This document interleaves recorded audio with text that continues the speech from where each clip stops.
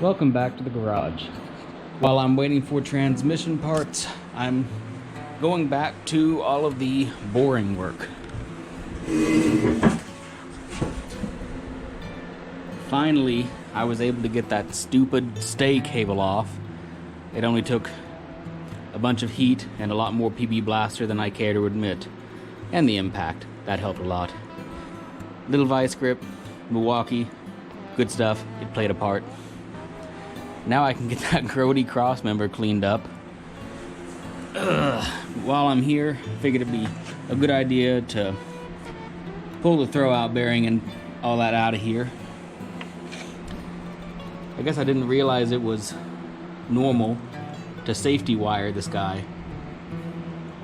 Or maybe it's not, and maybe the last guy had a problem here. I don't know. More stuff to figure out.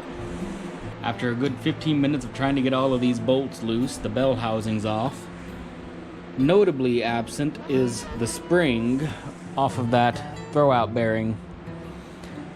I honestly have no idea where it went, or if it was even present when this whole endeavor began. Also kind of funny, at some point there was a dirt dauber nest up here. And I guess when that starter started moving again after so long, it got obliterated and there's nothing but dust and wasp nest dirt in here. So, more cleanup. I don't think I'll tear this part down just yet, but I did want to get the bell housing off and clean it up. And while I've got the engine out, I have really got to try to figure out how this guy comes out because it needs a replacement. It's kind of useless. Been wanting to do this since about the first time I got under there and looked at this. Yep.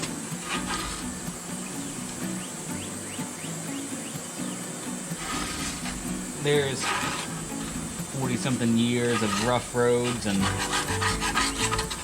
leaking transfer case.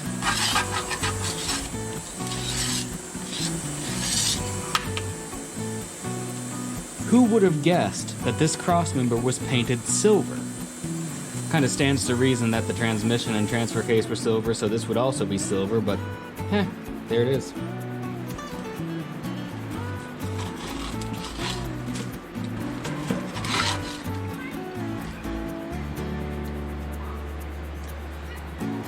Buried.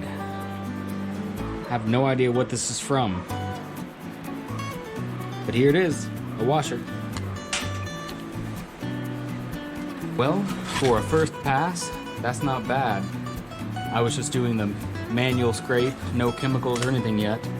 And I still got a degrease and pressure wash, but that's an improvement.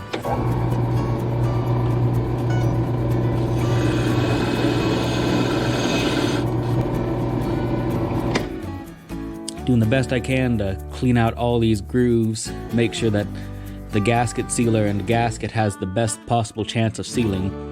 I'm not using a sealed bearing. People tell me to go use a sealed bearing like Rick Stiver says. What I got is a non-sealed one like original. Maybe it'll bite me in the rear end way down the line.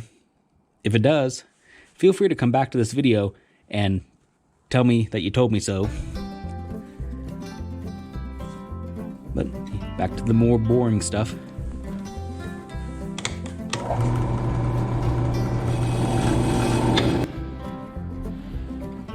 I think that'll do.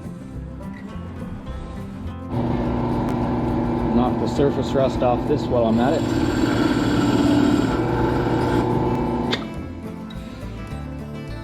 Yeah. That'll do nicely. The pitting's not even all that bad. Let's see.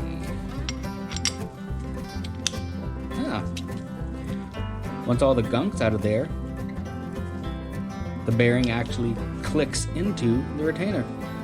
Go figure. Yeah, I guess while I'm at it, that spacer ring needed a good cleanup.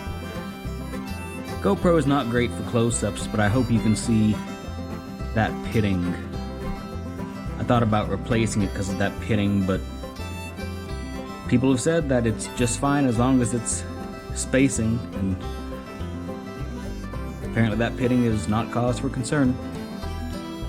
Okay, who am I to argue with the internet? Also had to do just a little bit of clearancing, as people say to do. There's no real good comparison. This thing is just barely hanging on by a thread. I think I've got that knocked down to where it'll clear the cluster gear now. That should do it.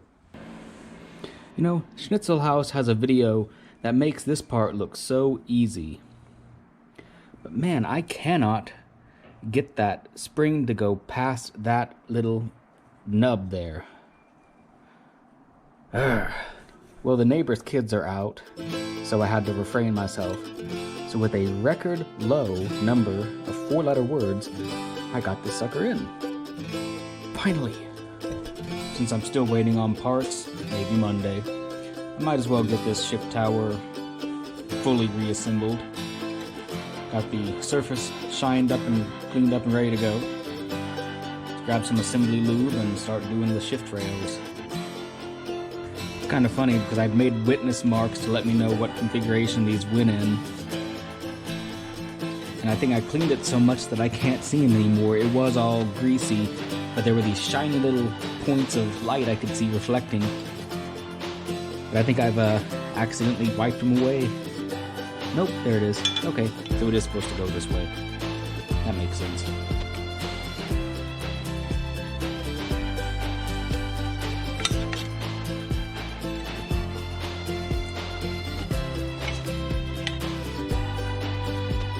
So hopefully this time I'll do this carefully and in such a way that I don't launch this spring into orbit.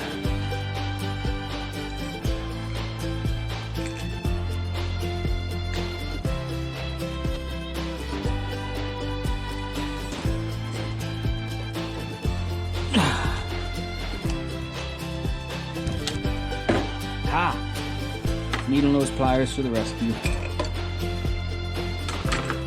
Having some trouble with that little ball in here.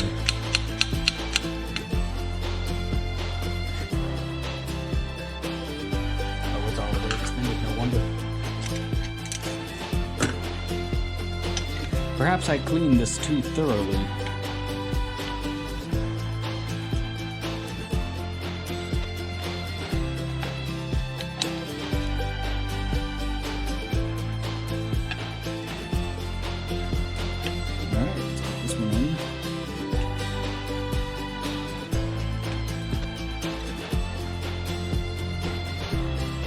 Okay, too many tries later, it's finally in there.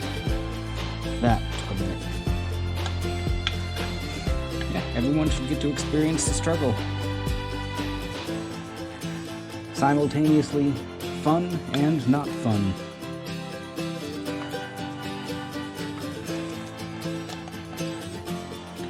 Finally, from this side.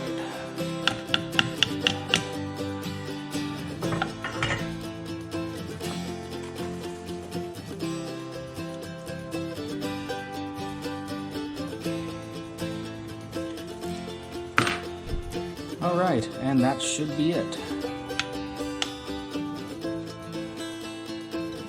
Man, that took a long time. And I guess the last thing is just to put these front covers on.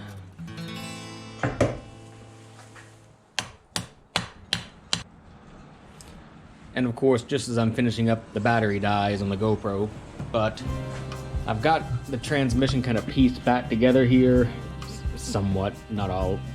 I was gonna test the shifter out, but unfortunately that doesn't go very well without that metal plate here holding the retainer in. So can't really test to make sure I've got the shifter or the shift tower all back together correctly until I make sure those don't pop out or something. It's also kind of weird, I guess, not having covers on the rear. I know that with the later T90s, there's a brake light switch right here.